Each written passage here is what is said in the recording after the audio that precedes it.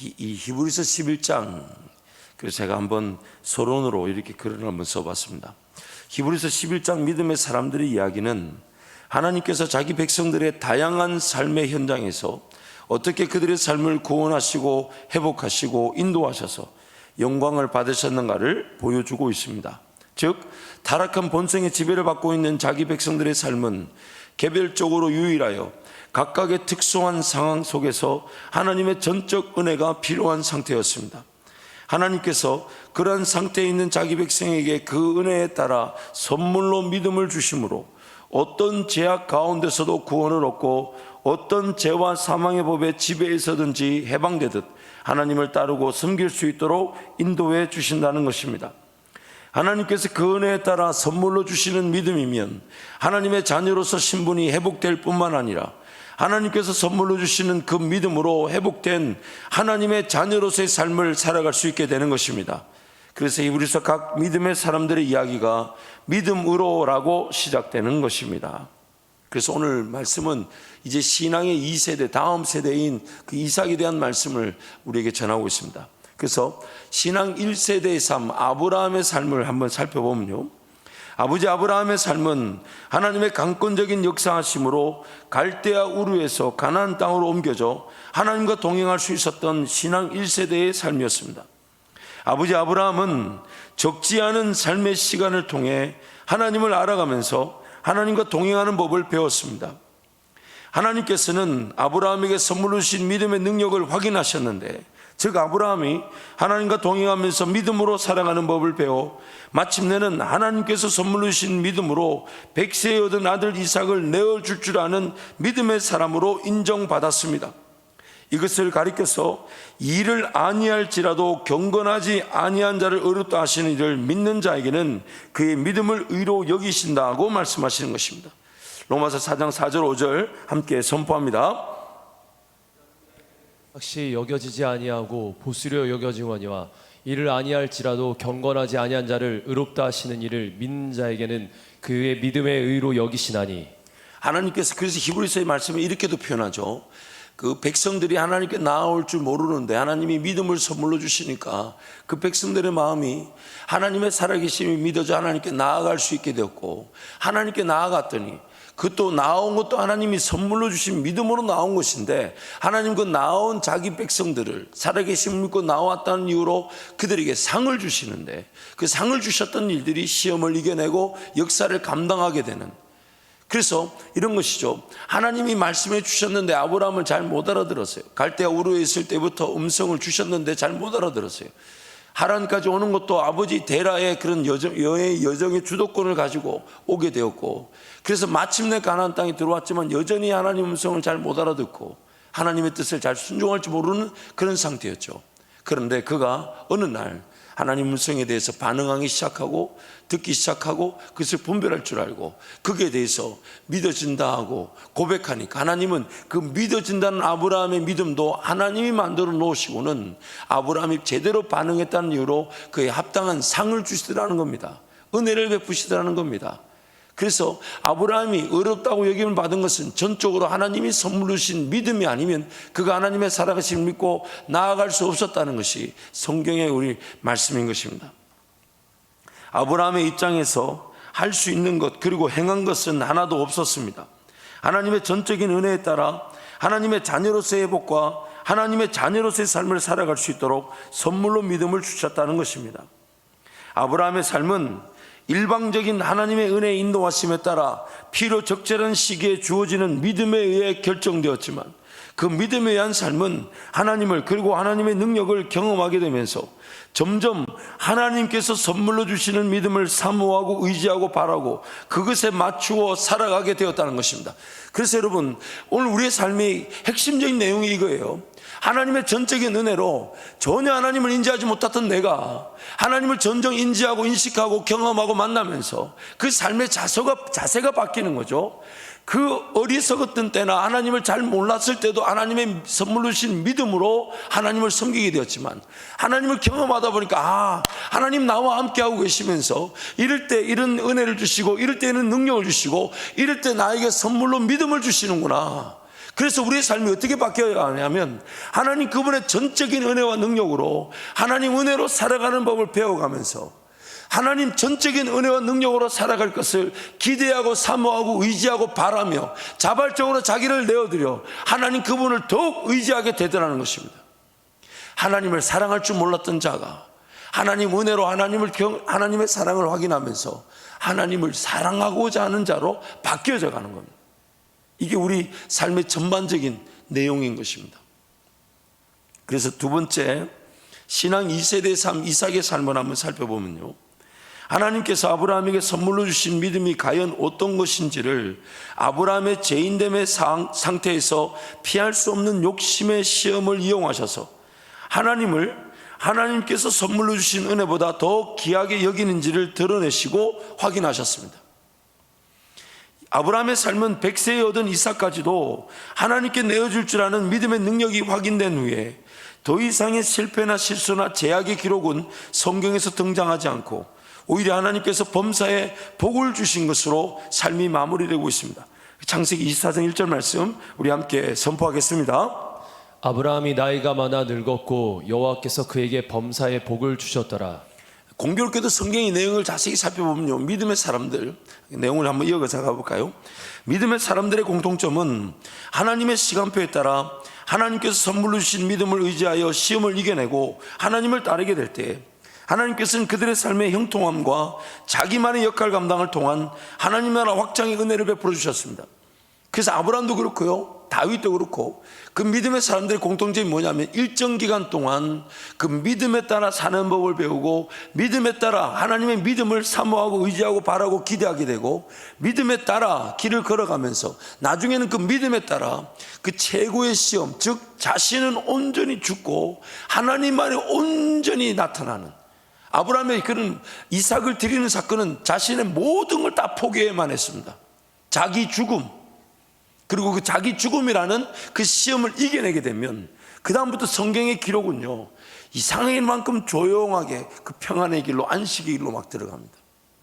야곱도 약복강에서 한돛배를 치는, 그래서 기회 하나님의 복을 받긴 하지만 그 이후의 삶은요, 지팡이를 짚고 쩔뚝쩔뚝거리며 우리가 내일도 살펴보겠지만은 그 이후의 삶은 적극적으로 하나님을 더 의지하고 적극적으로 하나님을 바라보는 삶으로 삶이 마무리되어져 갑니다. 또한 하나님께서는 아브라함에게 선물로 주신 믿음의 능력이 확인되는 시험을 통해 다음 세대 이삭의 삶 역시 하나님과 동행할 수 있는 기반이 되게 하셨습니다. 1세대 아버지와는 다르게 2세대 이삭의 삶은 어린 시절 아버지의 순종으로 죽었다가 살아나는 이 은혜를 체험하였어요. 이 2세대가 가진 은혜죠. 그래서 적지 않은 인생의 시간을 통해 아브라함은 자신의 모든 것을 하나님께 맡기고 의지하는 죽음의 은혜를 체득하였다면 이삭은 아버지의 순종에 의해 죽음에서 살려주시는 하나님의 은혜를 누린 것입니다. 그래서 이 부분을요, 창세기 26장 1절에서 5절에서 이렇게 표현하는데 한 절씩 교독하겠습니다. 아브라함 때의 첫 흉년이 들었더니 그 땅에 또 흉년이 들매 이삭이 그랄로 가서 블레셋 왕 아비멜렉에게 이르렀더니 여호와께서 이삭에게 나타나 이르시되 애굽으로 내려가지 말고 내가 내게 지시하는 땅에 거주하라. 이 땅에 거류하면 내가 너와 함께 있어 내게 복을 주고 내가 이 모든 땅을 너와 내 자손에게 주리라. 내가 내 아버지 아브라함에게 맹세한 것을 이루어 내 자손을 하늘의 별과 같이 번성하게 하며 이 모든 땅을 내 자손에게 주리니 내 자손으로 말미암아 천하 만민이 복을 받으리라. 이는 아브라함이 내 마음을 함께 갑니다. 이는 아브라함이 내 말을 순종하고 내 명령과 내 계명과 내 율례와 내 법들을 지켰음이라 하시니라. 지금 이삭에게 하나님 은혜를 이 첫 번째 하나님께서 이삭에게 말씀하시는 장면이에요. 이삭을 만나 주셔서 그 아버지 아브라함 때의 그 언약의 약속을 재차 확인시켜 주시고 그 언약의 말씀을 이루시겠다 하는데 그 언약의 말씀을 이루시겠다는 마지막 절을 보니까 이는 아버지 아브라함이 하나님께 순종하여 하나님의 말씀과 율례와 규례와 법들을 따랐기 때문에 지금 너에게도 이런 은혜를 내가 준다라고 표현합니다. 1세대 부모가 하나님을 섬겼기 때문에 2세대 자녀가 예수님을 믿고 하나님을 섬길 것이 보장된다고 말할 수 없습니다. 단 부모가 하나님을 따르고 경험하고 섬기면서 배우고 터득하게 된 하나님의 말씀의 원리가 가정의 문화가 되어 자녀들에게 하나님을 따르고 섬길 수 있는 영적 유산으로서의 유익은 분명히 있습니다. 부모 세대가 예수를 믿었기 때문에 자녀 세대가 자동적으로 예수를 믿는다, 그렇게 우리 말할 수 없어요. 구원은 개별적인 것입니다. 그러나 부모 세대가 하나님을 섬기며 순종하며 헌신하며 삶을 살았던 그 문화, 습관들을 자녀들에게 가르쳐 주게 되면서 그 자녀들이 가지는 영적 유산의 유익은 분명히 존재합니다. 아브라함에게 만나주신 방법과는 다르게 이삭 세대는 부모의 신앙 문화를 통해 하나님을 배우고 경험하고 알아갈 수 있는 것입니다. 그래서 지난 주일 저녁에도 오셨던 우리 강원도 목사님, 제가 이제 대화를 나눠보니까, 물론 이제 특별한 은혜지만은 이제 이 4세대, 즉 이제 갑자기 말이 한국말이 잘 생각이 안 나요. 신앙 4세대째라고 그러시더라고요. 이제 그 중조 때부터 신앙생활을 하셨다. 그리고 할아버지 목사님, 아버지 목사님, 그리고 본인도 목사의 길을 걷고 있다. 그렇게 얘기를 하실 때, 물론 그것이 전부는 아닐 것입니다만은, 하나님께서 그 신앙의 유산의 소중함을 결코 이렇게 자시하지 않으시는구나. 그런 걸, 물론 저에게도 그 은혜를 주셨지만요, 그 목사님 그렇게 쓰임 받는 것을 보면서 하나님의 특별한 은혜를 또 이 신앙의 유산의 소중함을 또 깨닫게 되었습니다. 그렇다면 이 이삭 세대, 세 번째 이삭 세대의 위기, 이 신앙적 위기와 그 가운데서 하나님께서 선물로 주신 믿음의 내용을 한번 살펴보겠습니다. 신앙이 물려지고 하나님을 만났다고 해도 이삭 세대만에 피할 수 없는 죄와 사망의 법의 지배의 위기는 분명히 존재하고 있습니다. 부모 세대로부터 신앙을 유산을 물려받았다 해도 그 신앙의 세대에도, 다음 세대에도 분명히 그런 죄와 사망의 법의 지배, 타락의 본성의 지배의 위기는 있죠. 태어날 때부터, 그리고 부모의 순종으로 인해 하나님의 전적인 은혜를 경험한 신앙 중심의 삶을 지향할 수 있었지만 여전히 문제와 어려움은 도사리고 있습니다. 부모 세대와는 달리 하나님과의 관계 중심의 삶을 어린 시절부터 시작할 수 있게 되었습니다. 부모의 헌신으로부터 주어진 하나님을 알고 깨달을 수 있는 은혜입니다. 세월을 아낄 수 있는 은혜임에도 신앙이 소중하게 여겨지지 않거나 하나님과의 인격적 만남의 부재로 진정한 관계 설정이 어려울 수 있습니다. 저는 이것을 너무너무 잘 압니다. 제가 그런 어떤 그 목회자 가정에서 어린 시절 자라다 보니까 아마 어머니 뱃속에서부터 신앙생활을 했다, 그렇게 말할 수도 있겠죠. 그 태어날 때부터 이미 모든 환경이 그냥 예수 중심의 삶이었고, 말씀 중심의 삶이었고, 교회 중심의 삶이었어요. 학교는 늦게 가도 아침에 예배는 드리고 갔었어요. 새벽 예배는 꼭 어머니 등에 들쳐 업고 가서 새벽 예배를 드려야만 했습니다. 그런 환경인데도 불구하고 그 신앙의 중요성이 제가 잘 인식되지 않았었어요. 아브라함의 세대를 보십시오. 적지 않은 시간을 그 하나님의 음성이 잘 들려지지 않고 느껴지지 않아서, 그래서 하나님이 어떻게든 그 아브라함을 가나안 땅으로 인도하려고 그 아버지 데라를 통해 여행이 하란까지 오게 하고, 또 거기서 하란에서 그냥 낭비되듯 버려지듯 있는 시간 속에서도 기다려주셨다가 기어이, 근데 그 여정이 거의 20년에서 30년이었다라고 성경이 그렇게 대략적으로 말하죠. 1세대 그 부모님의 신앙들이 그럴 수 있다는 겁니다. 왜냐하면 우리의 그런 영적 타락에, 우리를 지배하는 그 죄와 사망의 법의 지배가 얼마나 강력하고 무서운지 성경이 말하는 것이죠. 그런데 그런 1세대 부모님들이 느껴보니까 예수 늦게 믿은 게 너무 안타깝고 하나님을 늦게 따르는 게 너무 안타까워가지고 자녀를 놓으면 그게 얼마나 그 강요합니까? 그렇죠?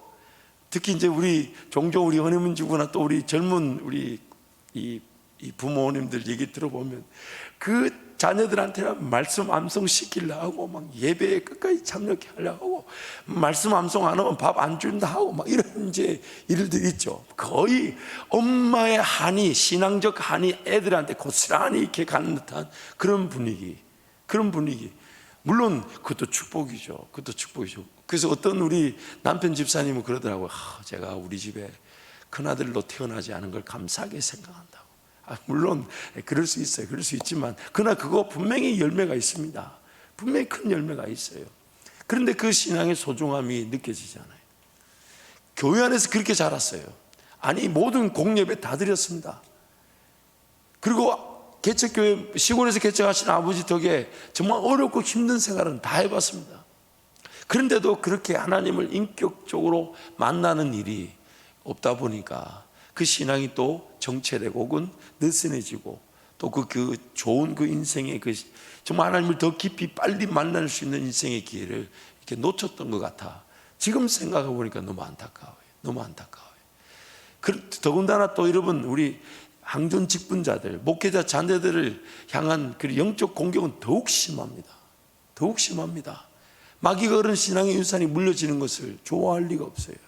신앙이 1세대가 세워지는 것도 엄청난 공격을 하지만 신앙이 2세대가 신앙을 그대로 물려받고 신앙생활 잘하는 거, 그게 어려운 거는 또 마귀의 그런 공격들이 있는 것입니다. 그래서 우리 항존 직분자들이나 우리 사역자들을 축복합니다. 자녀들이 그렇게 신앙이 뜨겁지 않다 해도 염려하지 마십시오. 나중에 그것이 하나님 만나게 되면 마치 심지에 불이 붙지 않은 폭탄처럼 있다가 하나님께서 나중에 그들 인생 가운데 만나주시면 그 폭탄이 폭발하듯 하나님 앞에 쓰임받게 될 것입니다. 지금은 기도하고 지금 인내하면 하나님께서 반드시 그래서 포기하면 안 됩니다. 그러나 그때 그 순간에 또 적절한 어떤 만남들이나 또 말씀을 전하고 신앙적 문화를 가르쳐주고 가능하면 그런 간증들을 얘기해 주십시오. 하나님 만난 얘기를 해 주십시오. 하나님이 도와주신 얘기를 하십시오. 하나님 베푸신 기적을 얘기해 주십시오. 하나님 은혜 베푸셨음을 고백하십시오. 그래서 자녀들이 그런 긍정적인 환경 속에서 그런 것들이 담겨져 있다가 우리 이삭의 세대가 주님 만나게 때 크게 쓰임받는 것처럼 주님께 쓰임받게 될 것입니다. 그래서 그런 안타까움도 있지만 무엇보다도 이삭 세대의 신앙적 위기는 하나님의 뜻을 알고 듣고서도 제대로 이해하지 못하고 기어이 하나님의 뜻에 반하는 결정을 하고 그런 난 다음에야 하나님의 뜻을 이해하고 순종하게 되더라는 것입니다. 아브라함의 세대는, 부모 1세대는 하나님의 음성 자체가 잘 식별할 수가 없었어요. 처음 들어보는 거니까. 그런데 자녀 세대는 부모님을 통해 그 하나님을 소개받다 보니까 그런 인간적 그런 동일 수준에서의 하나님의 음성에 대한 그런 식별 방법이나 능력들을 이렇게 배우게 되죠. 그런데 그러다 보니까 그 신앙 2세대가 가지는 문제가 뭐냐면 하나님의 그 음성을 들을 줄 알고 뜻을 깨달을 줄도 알면서 그것이 하나님의 뜻과 음성인지 모르고 기어이 결정하고 살아나고 난 다음에야 그거 하나님의 뜻이었구나, 하나님의 능력이었구나 나를 뒤늦게 아는 경우가 있다는 겁니다. 그걸 오늘 본문에서 지금 설명하는 거예요. 그래서 창세기 26장 21절부터 23절 우리 함께 가겠습니다. 이삭이 그의 아내가 임신하지 못하므로 그를 위하여 여호와께 간구하매 여호와께서 그의 간구를 들으셨으므로 그의 아내 리브가가 임신하였더니 그 아들들이 그의 태 속에서 서로 싸우는지라 그가 이르되 이럴 경우에는 내가 어찌할꼬 하고 가서 여호와께 묻자온대 여호와께서 그에게 이르시되 두 국민이 내 태중에 있구나 두 민족이 내 복중에서부터 나누이리라 이 족속이 저 족속보다 강하겠고 큰 자가 어린 자를 섬기리라 하셨더라. 아멘. 이삭과 리브가는요 태중 쌍둥이가 두 국민으로서 한 국민만 하나님께서 택하셨는데 장자가 아닌 차자가 큰 자가 아닌 어린 자가 더 강한 민족으로 세워진다는 하나님의 말씀을 들었습니다. 이걸 로마서 9장 10절 16절 이렇게 얘기합니다. 한 절씩 교독하면요 그뿐 아니라 또한 리브가가 우리 조상 이삭 한 사람으로 말미암아 임신하였는데 그 자식들이 아직 나지도 아니하고 무슨 선이나 악을 행하지 아니한 때에 택하심을 따라 되는 하나님의 뜻이 행위로 말미암지 않고 오직 부르시는 이로 말미암아 서게 하려 하사 리브가에게 이르시되 큰 자가 어린 자를 섬기리라 하셨나니 기록된 바 내가 야곱은 사랑하고 에서는 미워하였다 하심과 같으니라. 그런즉 우리가 무슨 말을 하리요 하나님께 불의가 있느냐 그럴 수 없느니라. 모세에게 이르시되 내가 긍휼히 여길 자를 긍휼히 여기고 불쌍히 여길 자를 불쌍히 여기리라 하셨으니 함께 갑니다. 그런즉 원하는 자로 말미암음도 아니요 다른 박질하는 자로 말미암음도 아니요 오직 긍휼히 여기시는 하나님으로 말미암음이니라. 오해하지 말아야 하는 것은 모든 사람이 죄인으로 주고 마땅한데 그 가운데서 하나님의 선택에 의해 한 국민이 복을 받는다는 것이 복을 받지 못한 이들에게 원망거리가 될 수 없다는 것입니다. 그래서 로마서 말씀에 하나님의 선택이 불의하냐, 그럴 수 없다는 것입니다. 불의하지 않다는 것입니다. 야곱을 선택하신 하나님의 뜻을 분명히 들었음에도 불구하고 이삭은 자기가 좋아하는 사냥꾼인 큰아들 에서에게 하나님의 복을 전하기를 원했습니다. 에서가 아버지 이삭을 즐겁게 하고 또한 장자이기에 이삭은 조금의 의심도 없이 맏아들 에서에게 축복하려고 하였습니다. 하지만 장자의 명분과 축복을 사모하는 야곱과 그를 지지하는 어머니 리브가의 속임으로 맏아들의 축복은 야곱에게 주어지게 됩니다. 물론 하나님께서는 속임수라는 거짓을 통해 일하시는 분은 아닙니다. 성경이 말하고자 하는 내용은 야곱과 리브가가 하나님의 인도하심보다 자신들의 계략으로 하나님의 복을 쟁취하고자 했다는 것과 이삭이 하나님의 뜻을 깨닫지 못하고 불순종하려고 하는 중에서도 하나님은 하나님의 뜻을 이루시더라는 겁니다. 굉장히 중요한 얘기예요. 이 리브가와 야곱도 분명히 죄를 지은 겁니다. 그렇게 거짓으로 아버지를 통한 하나님의 축복을 가로챈다. 이것은 분명히 잘못된 것입니다. 어쩌면 그에 대한 심판으로 리브가는 야곱을 떠난 다음에 다시 야곱 아들을 만나지 못합니다. 자, 보세요, 여러분. 분명히 그것은 잘못된 것이지만 또한 이삭의 문제가 뭡니까? 복중에 자녀들이 있을 때 누가 하나님의 선택받은 자면 누구에게 그런 더 큰 하나님의 축복이 임해야 되는지를 모르지 않았었어요. 그러나 그것이 들려졌지만 실제적으로 그것이 하나님의 어떤 뜻인지 또 어떻게 행해야 되는지를 이삭이 몰랐다는 겁니다. 모르고 불순종하려고 했던 것을. 그러나 그 가운데서 하나님은 야곱을 향한 하나님의 축복이 전해질 수 있도록 뜻을 이루어 가시더라는 거죠. 기어이 자신이 속아서 야곱에게 맏아들의 축복을 구한 것을 안 이삭은 그때서야 하나님의 뜻을 기억하고 깨닫고 에서에게 그리고 자기 자신에게 하나님의 뜻을 인정하고 수용합니다. 창세기 27장 33절 함께 갑니다. 이삭이 심히 크게 떨며 이르되 그러면 사냥한 고기를 내게 가져온 자가 누구냐? 내가 오기 전에 내가 다 먹고 그를 위하여 축복하였은즉 그가 반드시 복을 받을 것이니라. 이 아더 핑크라는 이 목회자가 이 창세기 27장 33절의 말씀을 보고 이삭이 심히 크게 떨었다는 그 내용을 이렇게 주석을 했어요. 이때가 이삭의 육신의 자아가 깨어지고 하나님의 뜻을 깨닫는 충격적인 각성의 순간이다. 실질적으로 창세기 28장 1절의 4절 말씀 우리 함께 선포하겠습니다. 이삭이 야곱을 불러 그에게 축복하고 또 당부하여 이르되 너는 가나안 사람의 딸들 중에서 아내를 맞이하지 말고 일어나 밧단 아람으로 가서 내 외조부 부두엘의 집에 이르러 거기서 내 외삼촌 라반의 딸 중에서 아내를 맞이하라. 전능하신 하나님이 내게 복을 주시어 내가 생육하고 번성하게 하여 내가 여러 족속을 이루게 하시고 아브라함에게 허락하신 복을 내게 주시되 너와 함께 내 자손에게도 주사 하나님이 아브라함에게 주신 땅 곧 내가 거류하는 땅을 내가 차지하게 하시기를 원하노라. 야곱이 이제 에서인 척 속였던 죄송합니다. 아버지 이삭이 큰아들이 에서인 척 속였던 야곱을 축복하는 장면이죠. 그 야곱이 이삭이 에서가 장자이기도 하지만 또한 이 사냥하는 그런 것으로 자기를 기쁘게 했기 때문에 당연히 그런 장자의 명분 에서에게 축복이 가야 될 것은 이삭은 추호도 의심하지 않았습니다. 그러나 그것이 분명히 복중에 있을 때부터 하나님의 뜻이 있었음에도 그것을 깨닫지도 못하고 있다가 기어이 그것이 야곱에게 가는 것을 보면서 나중에 야곱을 축복하면서 그 외삼촌 집으로 보내죠. 왜냐하면 자기가 곧 죽을 것인데 그 형 에서가 가만히 두지 않는다는 걸 누구보다 잘 알죠. 그래서 그 축복하여 보내는 장면들. 그래서 오늘 본문 히브리서는 결과적으로 하나님께서 선물로 주신 믿음으로 이삭은 하나님의 뜻에 따라 야곱과 에서를 축복하였다고. 그 순서를 에서와 야곱이 아니라 야곱과 에서를 축복하였다고 그렇게 표현하고 있는 것입니다.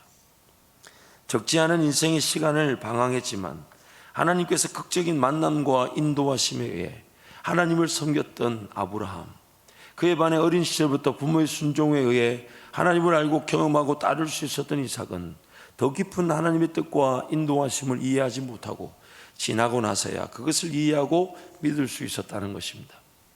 1세대들은 하나님의 음성이 어떤 음성인지 식별하는 데 시간이 걸렸다면 2세대들은 하나님의 음성이 혹은 뜻이 무엇인지 알면서도 진정한 그 의미와 또한 어떻게 행해야 될지를 전혀 이해하지 못하는 그 위기가 있다는 것입니다.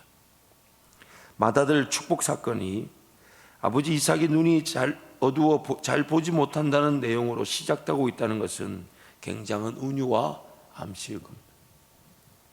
그 에서를 축복하고자 했던 그 장면에서 그 첫 번째 1절 말씀이 이삭이 나이가 들고 눈이 어두워 잘 보지 못한다 이 말씀으로 시작합니다.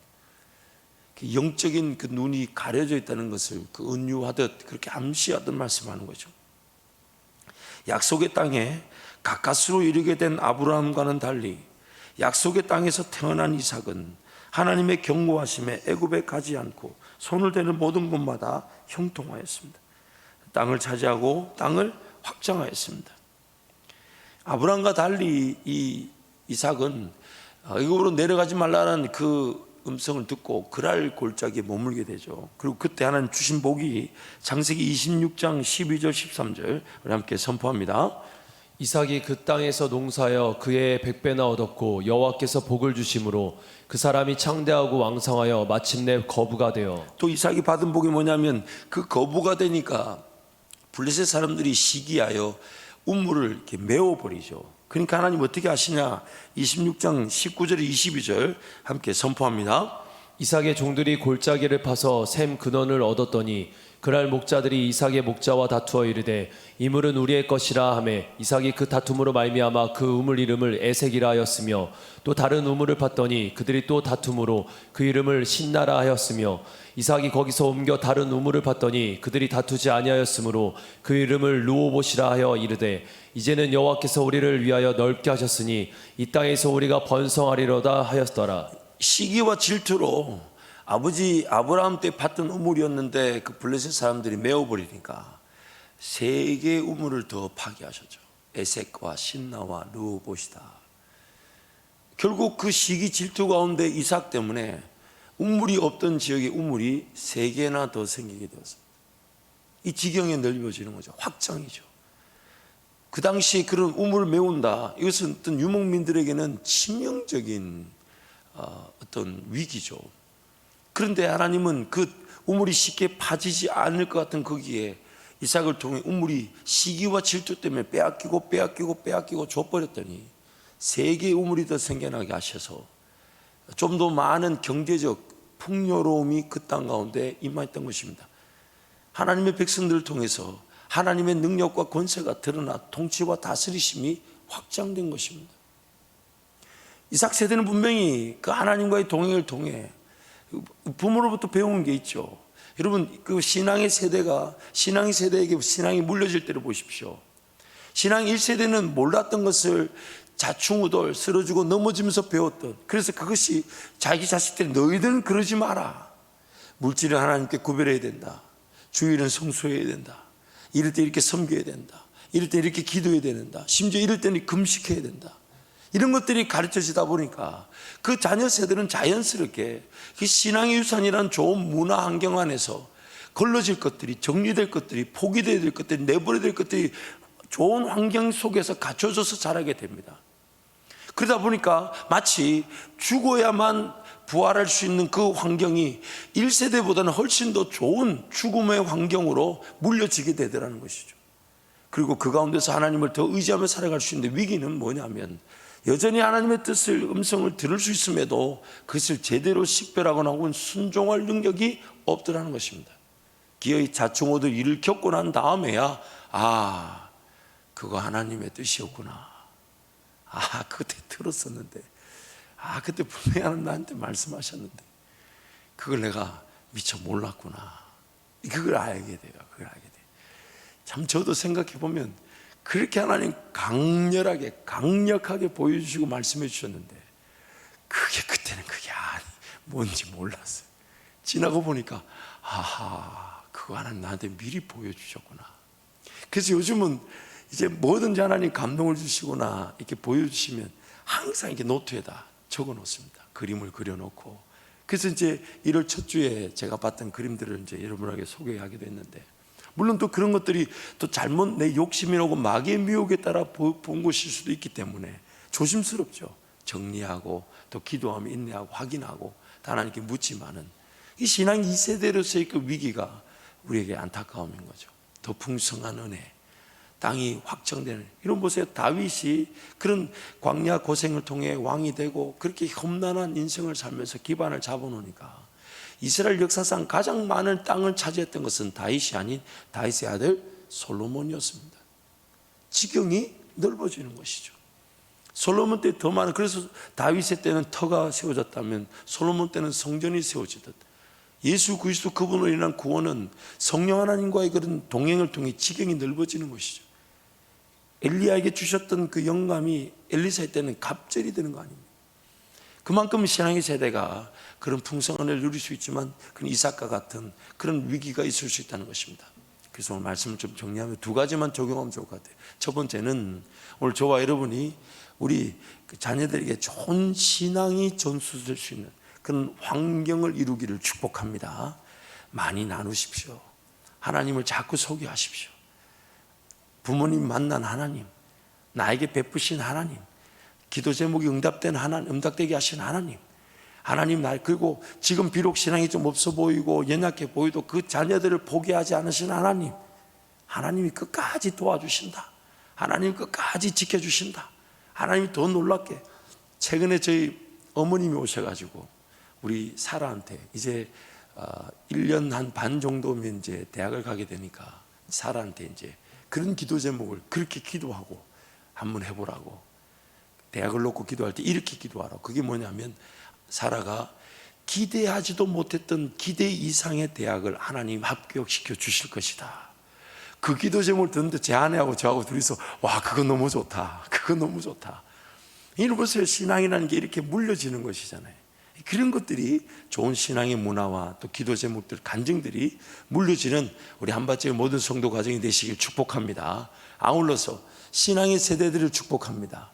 부모님 은혜로 우리가 신앙생활하게 된 이것이 여러분 귀하고 세상에서 제일 값진 은혜입니다.